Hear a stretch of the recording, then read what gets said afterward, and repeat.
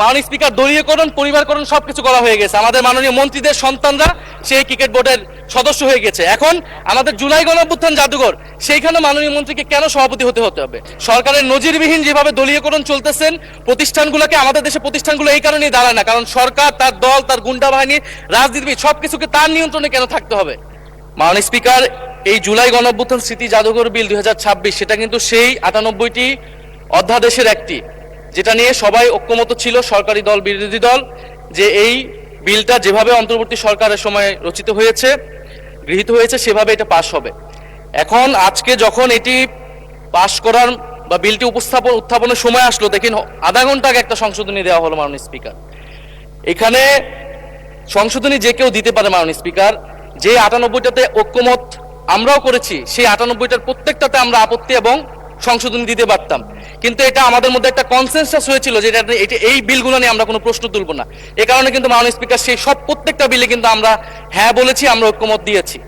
কিন্তু সরকার দল আজকে এটা আপনার সামনে, এটা কিন্তু রাজনৈতিক সমঝোতা ভঙ্গ করা হলো, কনসেনসাস ভঙ্গ করা হলো। তাহলে এই বিশেষ কমিটি যেটা করা হয়েছিল, সেই কমিটির কোনো প্রয়োজন ছিল না। আমরা জানি সরকারি দল চাইলে যে কোনো আইন, যে কোনো বিল তারা উপস্থাপন করতে পারে, সংশোধনী আনতে পারে, পাশ করতে পারে, তাদের সেই মেজরিটি রয়েছে। বিরোধী দলের হ্যাঁ নাই আসলে এখানে কোনো মূল্য নেই। কিন্তু আমরা এখানে কেন আছি? আমরা এখানে আছি যাতে আমাদের আপত্তি থাকলে জনস্বার্থের বিষয়ে আমরা কথা বলতে পারি। সেই কথা বলার সুযোগ যদি না দেওয়া হয়, এই বিলটি যেভাবে দিনে দুপুরে একটা ছল চাতুরি করে, একটা জোচ্চুরির মাধ্যমে এই বিলটি সংশোধনী সহ পাশ করে নেওয়া হয়, মাননীয় স্পিকার, এটা আমরা প্রতিবাদ জানাচ্ছি।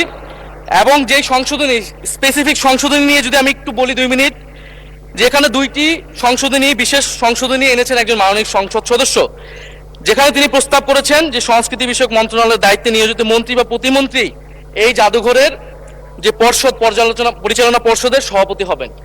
আগের সংশোধনীর আগের বিলটিতে ছিল যে একজন বিশেষজ্ঞ, সরকার কর্তৃক নিয়োজিত একজন বিশেষজ্ঞ সেটার প্রধান হবেন।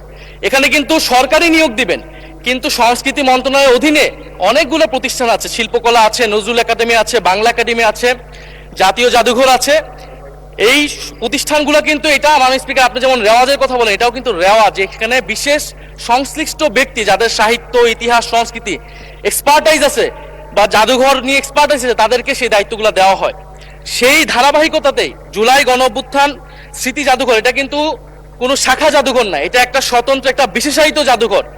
যেই জাদুঘরের গঠিত হওয়ার সময় সকল পক্ষের মতামত নেওয়া হয়েছে, যেই জাদুঘরের স্মৃতি কথাতেও সকল পক্ষের, পুরা আমাদের শুধু গণ অভ্যুত্থানের নয়, আমাদের গত 16 বছরের ফ্যাসিবাদ লড়াইয়ের স্মৃতিগুলো নেওয়া হয়েছে, সবকিছুই সেখানে আছে। কিন্তু এখন যদি মন্ত্রীকে সেখানে বসানো হয়, প্রথমত এটা রেওয়াজ ভঙ্গ করা হয়, দ্বিতীয়ত এটা যে আমরা যে সরকারের, বর্তমান সরকারের প্রবণতা দেখছি বাংলাদেশের সকল প্রতিষ্ঠানকে দলীয়করণ করা, সেটারই একটা ধারাবাহিকতা মাননীয় স্পিকার।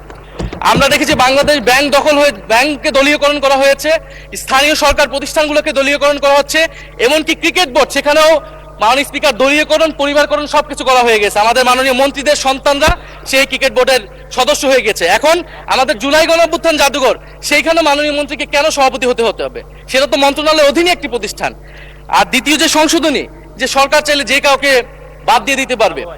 এখন জুলাই গণঅভ্যুত্থান আমরা সকলে এক বাক্যে স্বীকার করি, এটা সকল পক্ষের, ফ্যাসিবাদ বিরোধী সকল পক্ষের একটা অংশীদারিত্ব সেখানে আছে। এই জাদুঘর পরিচালনা করার ক্ষেত্র, যে কোনো গুরুত্বপূর্ণ সিদ্ধান্তের ক্ষেত্রে এই জিনিসটা মানা উচিত, সকলের সেই কনসেনসাস থাকা উচিত। এখন সরকার সম্পূর্ণভাবে এটার নিয়ন্ত্রণে নেওয়ার চেষ্টা করা হচ্ছে, নিয়ে যাচ্ছে এই বিল পাসের মাধ্যমে।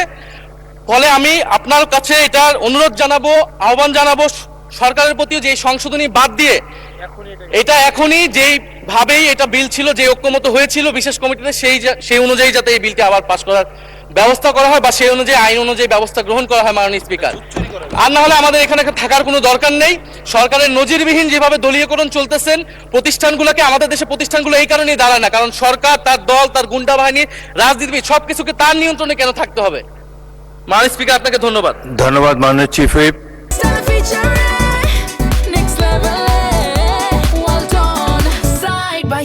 Free